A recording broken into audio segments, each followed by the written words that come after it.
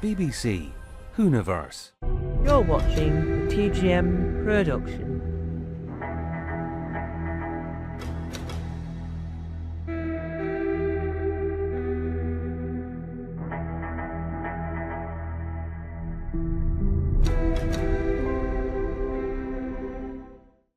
Hello, this information can't go anywhere. What you're about to hear is top secret. My name is Dave, or as people like to call me, Dave D, or, as my professional name is, Dancing the Jive, Derek Dave.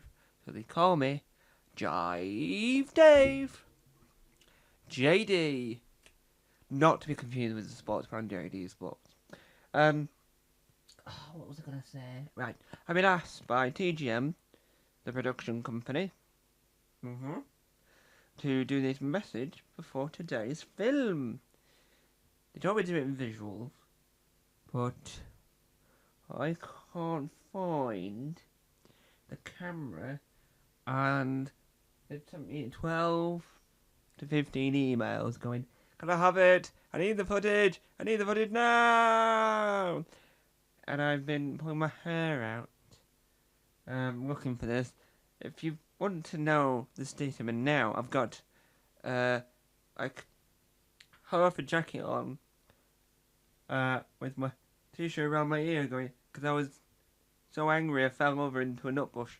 It had, walnuts in it, in this bush. I don't know why there was walnuts in this bush, but, yeah, there was. It's quite painful if you really want to know.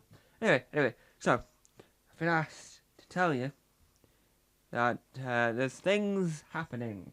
They wanted me to let you know, and they know it's not Doctor Who related, what I'm about to say, but they think that it's still relevant. So, what they want you to know is their YouTube channel that they haven't really done anything with, due to they've been trying to sort of, build up its sort of generating of ideas for the thing, because they generate it as a children's TV show. The Wonderful Adventure Club, the teaser trailer or announcement or coming soon thing, I don't know what you call it, that's coming out either this week or next, so get excited for that. Whoop whoop. Not know what it is or anything about it. I'm not the person to ask, because generally I don't know these things, and I'll be honest, it's not really Doctor Who related, right? I've been asked to do this at the beginning of a film. I can't find the camera. Where are you, camera? Camera! No, I can't find it. And all I want to do is I wanted to do a film, and I wanted to do a sequence where you get the light on the 10th Doctor's Sonic, or the 9th, and listen.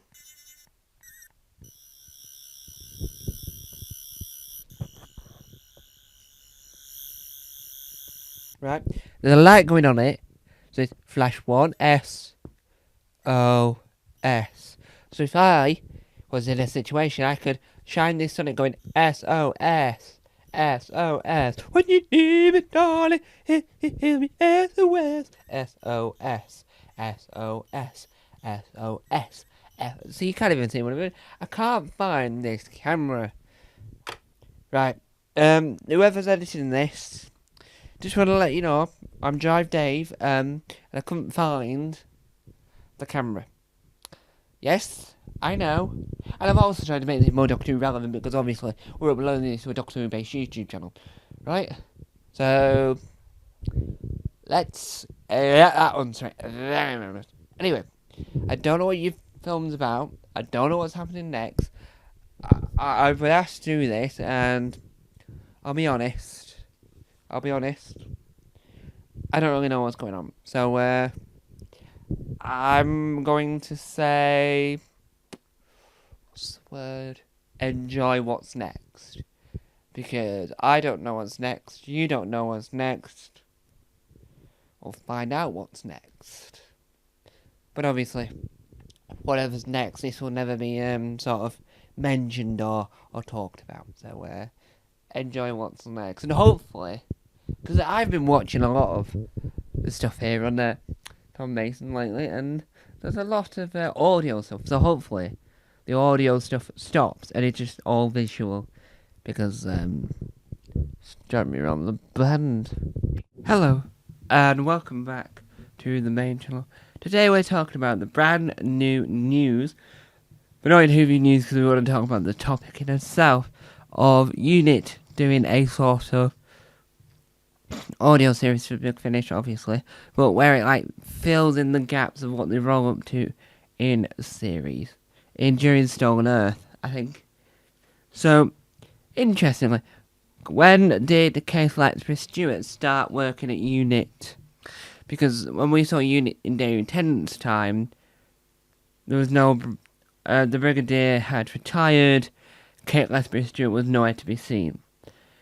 Apparently, Stephen Moffat never seen Downtime, so he had no clue that Kate Lethbridge Stewart was a character in that. So it was a coincidence that it was called Kate Lethbridge Stewart. Who knew? Not me, it seemed. But what's interesting about this new filling the gap thing is that it sort of adds characters that weren't there at the time, according to TV Who, to make them there. So Osgood turned up at the 50th anniversary. The Kate Lethbridge Stewart turned up at some point before that in Matt Smith's world. And obviously we knew by Sarah Jane Adventures that the Brigadier, Nicholas Courtney, wasn't there because he had retired because he'd seen that Sarah Jane Adventures, right? And then obviously he passed away during Matt Smith's lot. So really, he wasn't going to be working at Unit. Neither was Osgood, neither was the Brit, unless the Unit we saw in David Tennant's 10th Doctor run wasn't the same Unit we saw later on or before. It was a special branch of Unit, like Torchwood London and Torchwood Cardiff. I'm not too sure. It's hard to sort of work out whether or not, in my version of what canon is, because everyone's got their own version of canon, whether or not that would have worked, because obviously everyone's got their own opinion on the matter, but you have to sort of go, well, okay, if that's the opinion, then what's the fact? How has that worked? And obviously, if we're utilising the downtime, then she hadn't worked at Unit, then she didn't know anything about Unit at that point. So really, she wouldn't really know too much about all this. So I wouldn't have thought she would have been there, because I don't know what point she took over, because obviously we didn't meet her at all in Russell T Davies' first running it. We met her in Stephen Moffat's version of Doctor Who. So really, how is that possible? How is that canonically possible? And I don't know. I don't know generally. It's one of those confusing bits of detail that I think eventually will need to be explained via a timeline, right? If you publish a timeline in Doctor Who magazine, then that will sort of help to understand what's going on and understand some of the sort of areas in Unit's history that I personally don't see making that much sense. But again, that is just me, Itchy Back, and that's just me. So I might be the only one that thinks like that. But again, it's all based on thoughts. It's all based on things I've thought about. And the box there looking really good and gutting that it's only in digital only, because I would have loved to own it on CD. It showcases that it's got something to it as a whole that says, right, I might not personally think this really counts, but what's it going to give us as an audio to sort of try and balance and explain all that? Because Osgood disappearing, but it's Zygon Osgood, I'm not too bothered about. The whole Zygons and humans living side by side sort of just went out the window. Basically, the Zygon invasion, I think it's called, the story, where the Zygons at the end of it join forces with the humans, is very similar to the whole plot of the war between the land and the sea, right? So that's practically the whole plot. The end of the war between the land and the sea isn't as happy as the outcome at the end in 11th Doctor Who. So it's a little bit gutting in that sense of the two differences, but I do think that it needs to be mentioned slightly more in mainstream regular Who.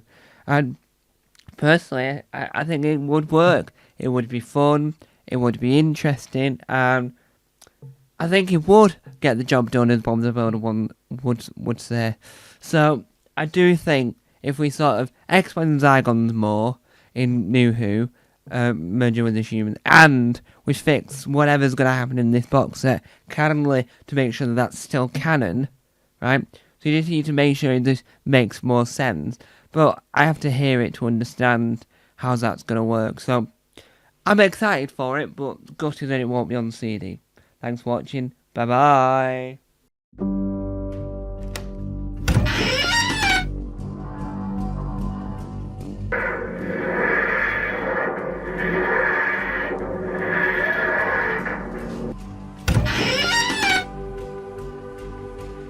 Don't forget to subscribe to the official Tom Mason YouTube channel.